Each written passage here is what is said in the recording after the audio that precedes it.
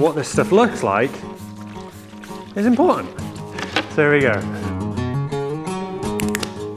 Welcome back, wood lovers. Now I've just come back from New York. I was at the Woodstock Invitational Luthiers Showcase, and I saw a very special guitar made by my buddy Mark Gaiero. We did our Samogi apprenticeships together, and he brought a guitar along with him with a Douglas Fir soundboard, and it was beautiful. And I was inspired to make a video about Douglas Fir, and it just so happens that my other friend, Aaron Lucas over in South Carolina, had sent me recently some Douglas Fir, and it's right here. This is a Pseudotsuga Menziesii. Pseudotsuga Menziesii. Menziesii? Douglas Fir. So, yeah, it's a kind of species that stands all on its own because it's not a true fir. The needles on a Douglas fir tree are flat, flexible and friendly, unlike your other kind of fir trees where the needles are stiff and spiky and they drop when they become dry.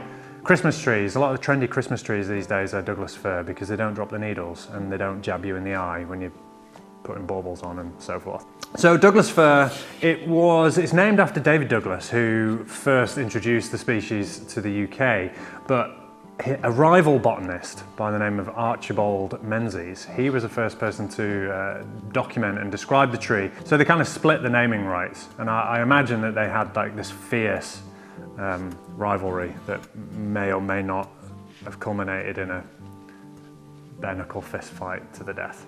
Anyway, so Douglas fir, it's one of the hardest and heaviest of the kind of spruce-like timbers. It is stiffer and slightly more dense than Sitka spruce. I think this is 620 on the Janka scale with a specific gravity of 0.51. So it's not a true fir, and it's also, as the scientific name describes, it's not a true hemlock either. So it's a Pseudotsuga, and it's not a true fir. So, but it's its own thing, Douglas fir.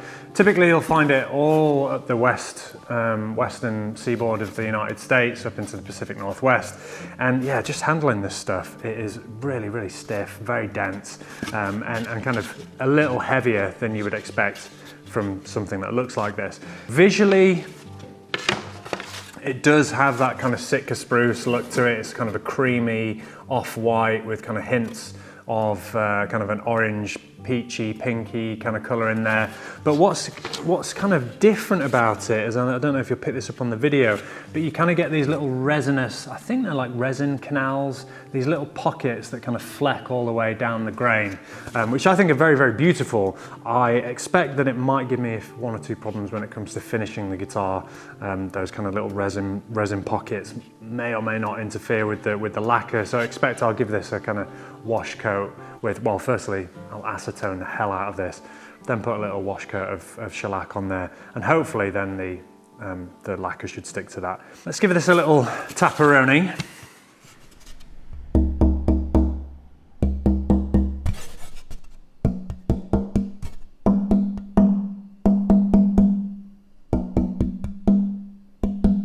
It's pretty pleasing. The sustain isn't quite there. It does kind of want to decay away quite quickly. It reminds me of like a really dense example of a European spruce. But I think this will make a really lovely soundboard if we take it pretty thin and brace it accordingly. Because those kind of tonal characteristics are there, you know. Just needs a little bit of coaxing, I think, and it is really pretty. And hopefully, if I can make a guitar as nice as Mark Gaiero's, I'll be happy. What would I pair this with?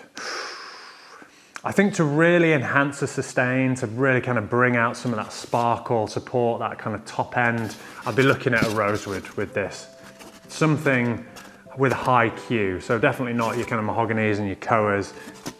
You know, maybe like a grenadillo.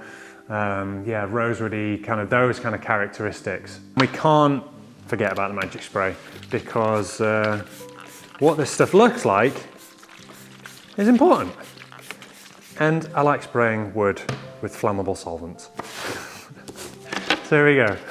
There is your Douglas Fir. Maybe you'll be able to see a little bit more clearly those kind of little resin tracks There's little resin canals, if you like. There's little flecks, or at least I think that's what that is. I'm sure there's some Douglas Fir expert in the comment section who can enlighten me.